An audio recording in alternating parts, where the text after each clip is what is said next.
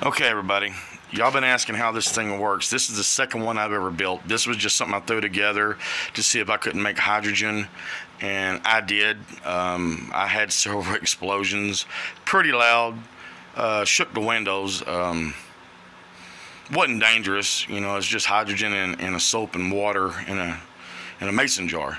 So real simple. Take a mason jar, I filled it about 3/4 of the way with water, which this is evaporated or spilt out anyhow. I have a tube, which is the fuel line tube of hydrogen that's going to run to my intake, which I showed in the other video, directly before the flap of the air flap. All I got's a positive and a negative hooked up to an all thread. I got a spike T or a spike L, which is where the fuel comes up, and I like using a washout cap on a 4-inch because it'll collect right here in this square, and there's no water that's going to come up. It'll be all hydrogen. It's going to come down and feed into there.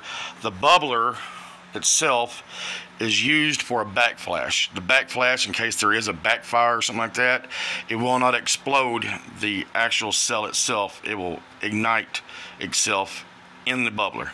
So I'm going to go ahead and take this off. That goes to the hydrogen fuel cell itself, and I'm going to show y'all how we did this. So all I have, real basic, is the cap, 2 all threads, and I sealed them up with epoxy. I have 3, hang on a second, I have 3 stainless steel plates, 1, 2, 3. I put a nut, a plate, a nut, a plate, or a nut, a plate, a nut, a nut, a plate. And then I used a washer on the bottom side of it just because I had it.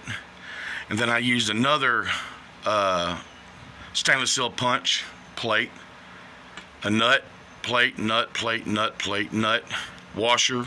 So it's a nut, washer, nut. And that's it. Make sure they do not touch. That's the biggest thing about this, is I offset them, as you can see. So whenever I put it down inside the water itself,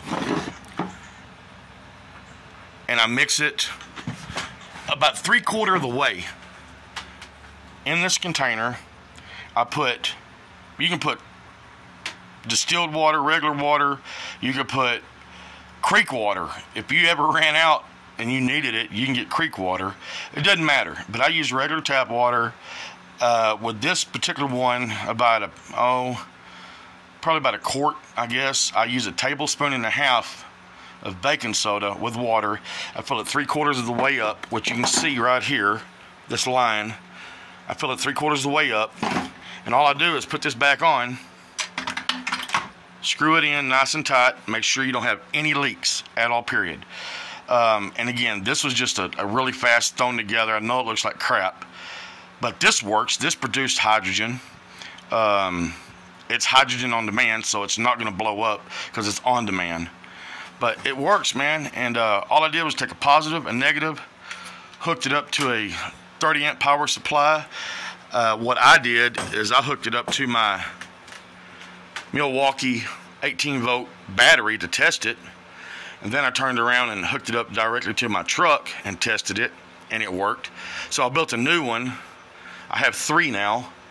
I built a new one, which is more sophisticated, redneck style.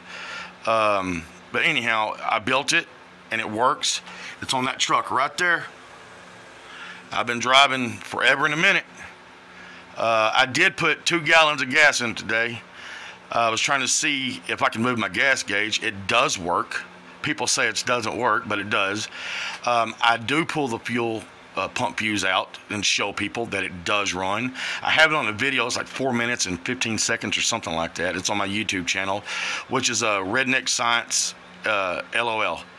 But yeah, I mean, y'all go look at it and check it out. If y'all want to learn how to do this, feel free to contact me. It's easy, man. Just shoot me a message. I get it. I got about probably 2,000 messages. I try to answer them.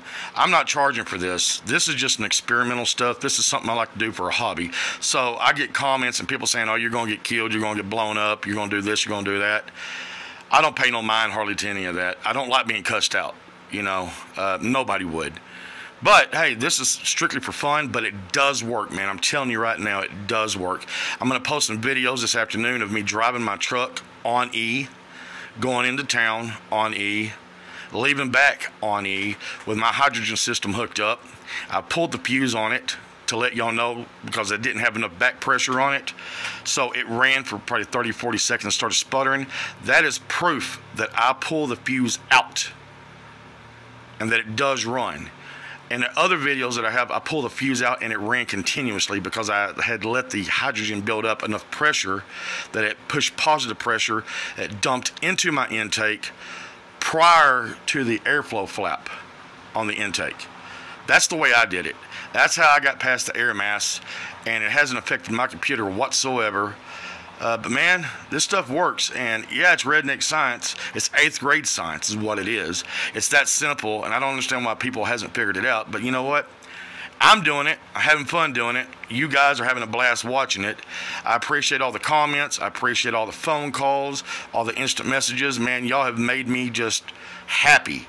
I do this because I love it. So until next time, peace out.